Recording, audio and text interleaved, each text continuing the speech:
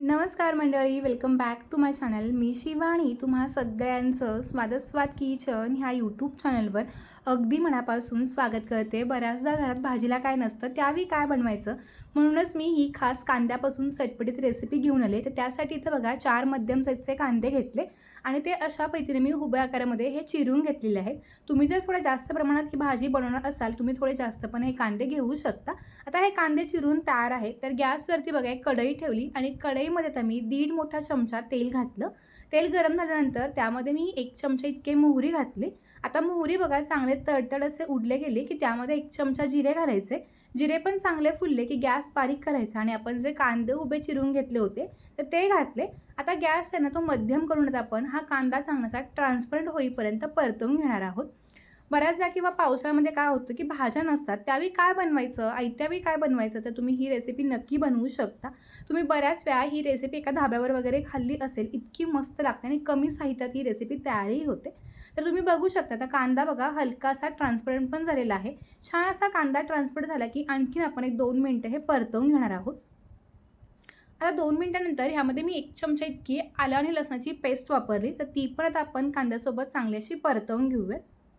तुम्ही आलं लसणाची पेस्ट हवं तर तेलामध्ये पण टाकू शकता किंवा अशा पद्धतीनं थोडासा कांदा भाजला की मग देखील टाकू शकता. यामध्ये ना कोणत्याही प्रकारचे वेगळे मसालेही लागत नाहीत. आता बघा हे छानपैकी असं मी परतवून घेतले. कांदा पण बघा अगदी मस्तपैकी ट्रान्सपरंट झालेला आहे.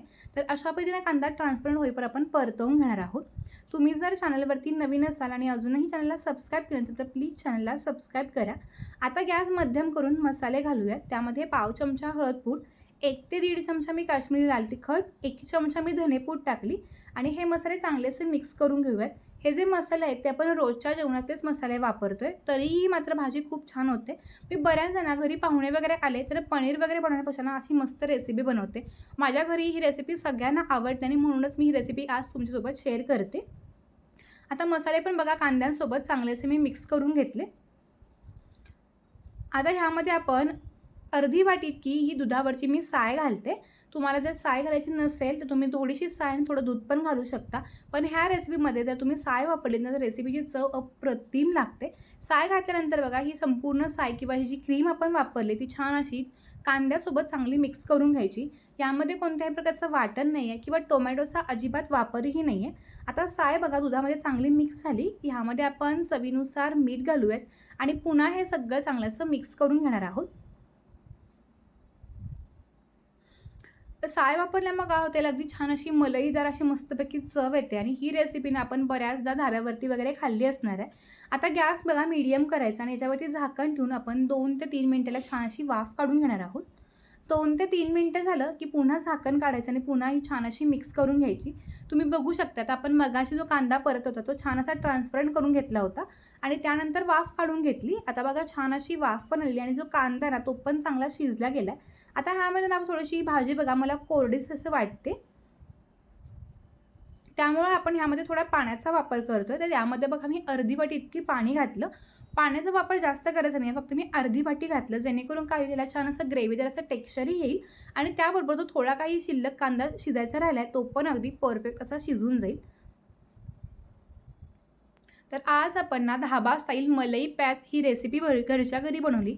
तीही कमी साहित्यात आणि कमी वेळामध्ये झटकीपट ही रेसिपी नक्की बनवू शकता.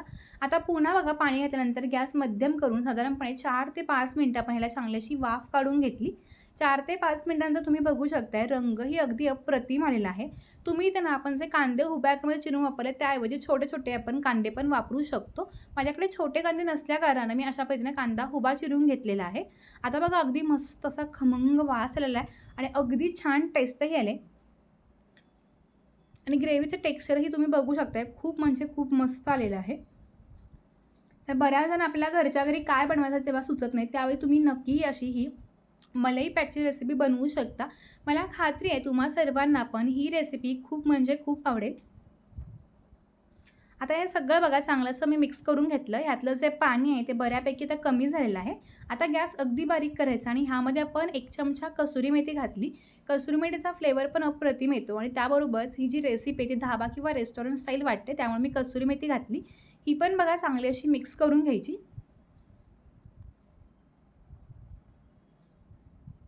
ही जी भाजी आहे तुम्ही चपाती, भाकरी, रोटी, नान, फुलका अगदी कशासोबतही खाऊ शकता. तर आज आपण ना राजस्थानी पद्धतीने केलेली मलाई प्याज ही रेसिपी बघितली.